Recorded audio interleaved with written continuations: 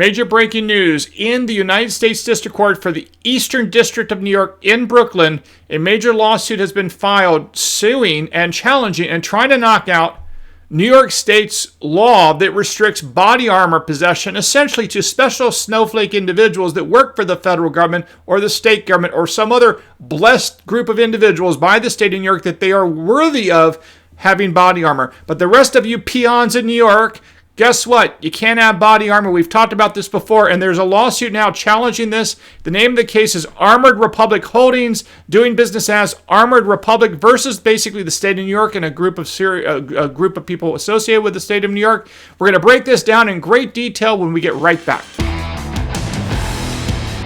Hey folks, I'm Mark Smith, host of the Four Boxes Diner, proud American gun owner, constitutional attorney, member of the United States Supreme Court Bar, and author of the brand new best-selling book on the Second Amendment, Israel Disarmed, What the 10/7 Terrorist Attacks Teach Americans About the Right to Bear Arms. We must learn from the mistakes the Israelis made by not encouraging private ownership of firearms in their country, and the consequence of that, including 1,200 people murdered by Hamas and hundreds of people taken hostage, people that were defenseless because they weren't allowed to have guns, and the government did not show up in time.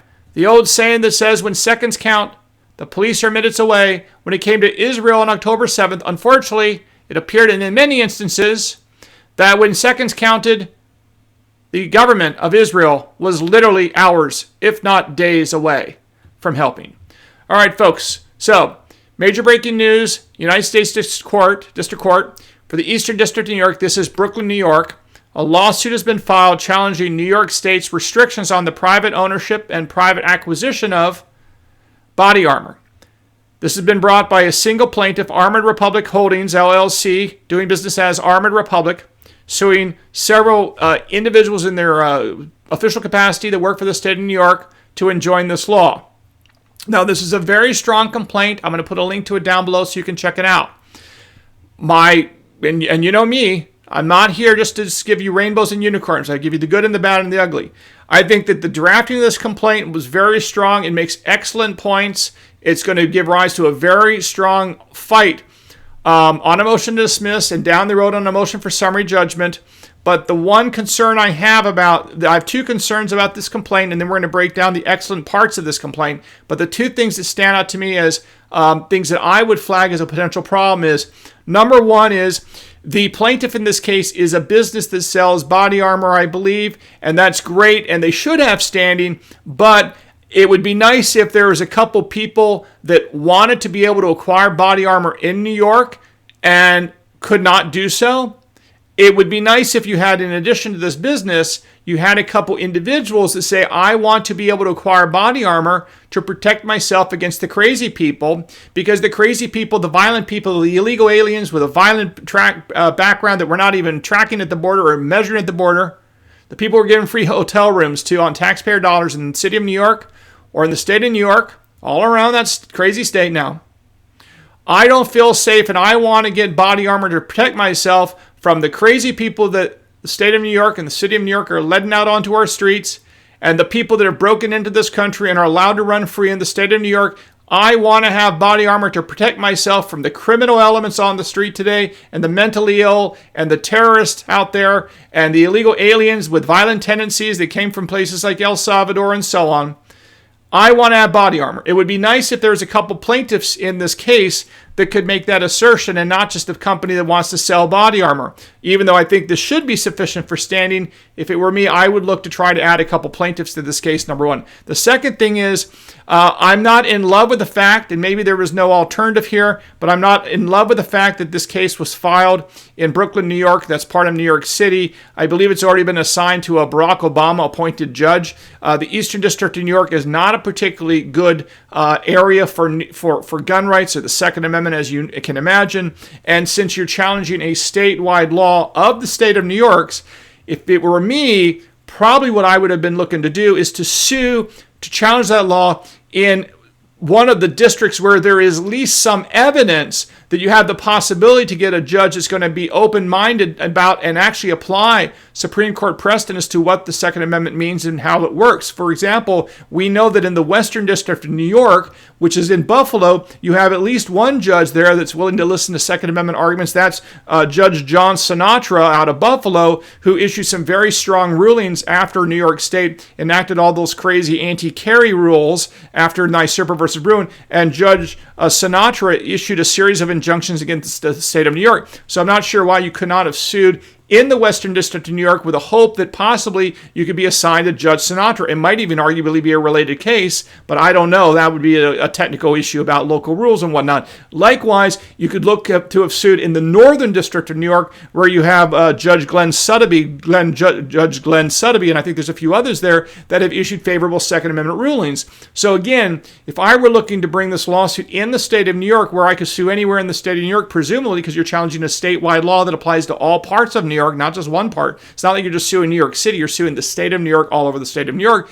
I might have been looking to sue in a district where there's some evidence of favorable rulings in favor of the Second Amendment. Again, the Western District or the Northern District probably would have been a more favorable venue. With that said, I don't know if it ultimately matters, because this is the kind of precedent-setting case that body armor, whether or not it's protected by the Second Amendment, is going to ultimately be resolved by the appellate courts. So maybe by suing in the Eastern District of New York, you're going to lose faster, possibly, and maybe that will somehow be a strategic advantage. But if it were me, I might have been looking to try to get assigned to a judge that at least is open-minded on Second Amendment questions and is not just going to shut me down because they're a New York City anti-gun judge, of which most of the judges in New York City, I'm guessing, are just anti-gun by virtue of where they live and how they got those jobs, with the senators like Chuck Schumer and Kristen Gillibrand. Okay, with that said, though, this is a very, very well-crafted complaint. A lot of great information here. I really like the complaint. So the fact that I made a couple observations about how to improve it, don't take that as something I don't like. I like the complaint.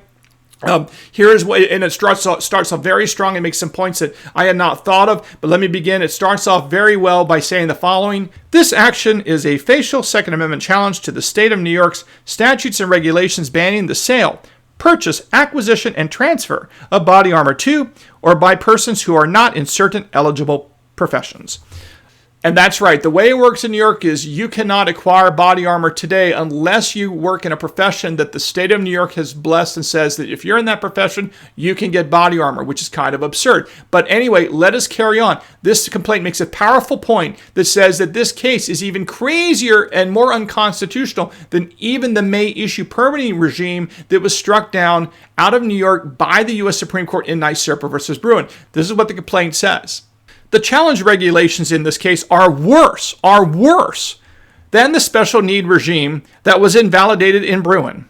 Whereas New York's pre-Bruen special need regime for firearm carry licenses was based on an individualized determination for each applicant as a person, the challenge regulations here bar anyone from acquiring body armor unless they are engaged or employed in an eligible profession, which in the determination of the New York Department of State has duties that may expose the individual to serious physical injury that may be prevented or mitigated by wearing a body armor. This is a special need requirement to acquire body armor, but one that is based on the need of an entire generalized profession rather than the need of an individual. It is therefore more constitutionally repugnant than that which was invalidated in Bruen.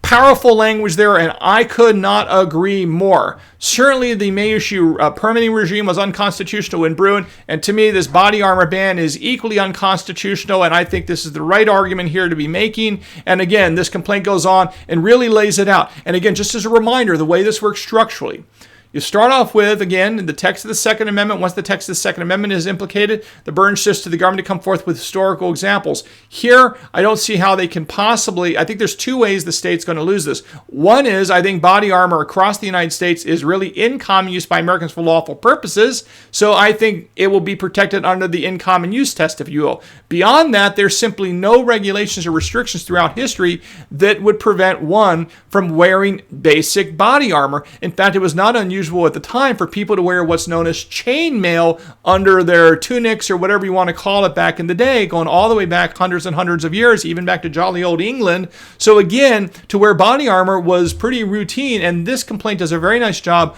going through English history and American history when it comes to wearing body armor. And of course, as we know through the principles of a fortiori, if it's true for the lesser, it's true for the greater. We know if you have a Second Amendment right to keep and bear arms, and that allows you to actually engage in deadly force to save your life or the lives of others, for example, in the name of self-defense, by shooting and killing people lawfully under the Second Amendment when warranted. And we also know from Caetano that stun guns, which is a form of non-lethal force, is protected. Well, obviously it would seem to me that just wearing body armor, right, which is purely defensive in nature, is absolutely protected under the Second Amendment. And we talked about this before, how the text of the Second Amendment, which includes the right of the people to keep and bear arms, that word arms includes, of course, body armor. That's not the Four Boxes Diner talking. That's not even this excellent complaint talking. This is actually the language of the U.S. Supreme Court in Heller. Just check this out from the complaint. You'll see what I'm talking about.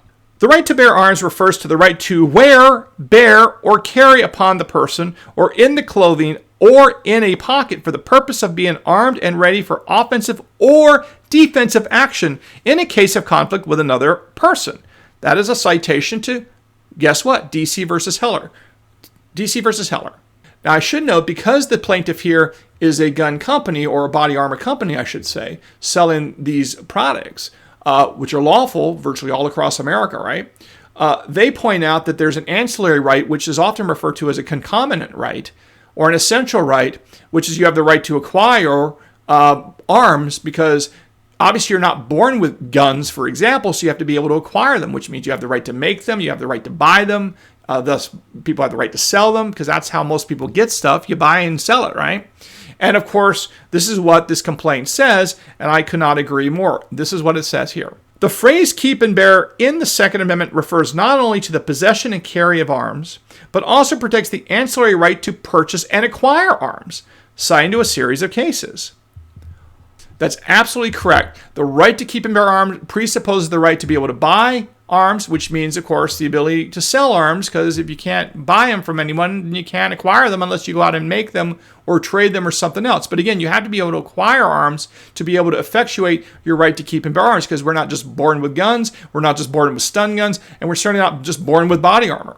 And last but not least, it's very important to remind all of us as we continue. I know you guys who watch the Four Boxes Diner channel, we all remember this, that modern arms, modern technology is as protected in the Second Amendment space as it is, let's say, in the First Amendment. So, communications on the cell phone, communications on radio, communications on television, communications with a modern day printing press or a computer are as protected today as they would have been if you had engaged in, of course, First Amendment activities with a quill, pen, and ink. And this complaint makes that exact point, as well it should have. Just as the First Amendment protects modern forms of communication, and the Fourth Amendment applies to modern forms of search, the Second Amendment extends prima facie to all instruments that constitute bearable arms, even those that were not in existence at the time of the founding. Thus, even though the Second Amendment's definition of arms is fixed according to its historical understanding, that general definition covers modern instruments that facilitate armed self-defense, citing to Ancillary versus Bruen, and I believe that also comes from Heller. All right, folks. Well, we're going to keep you apprised as this case, makes its way through the courts. I'll put a link to the complaint down below. You can check it out. Again, a lot of good history there. You may enjoy reading that. And don't forget to subscribe here at the Four Boxes Diner. Trying to get to 150,000 subscribers. Don't forget to follow me at X at Four Boxes Diner. We have over 16,000 followers over there, so make sure you don't miss out on additional Second Amendment information over there. And again, we will see you again soon here at the Four Boxes Diner. Orders up. Table 2A.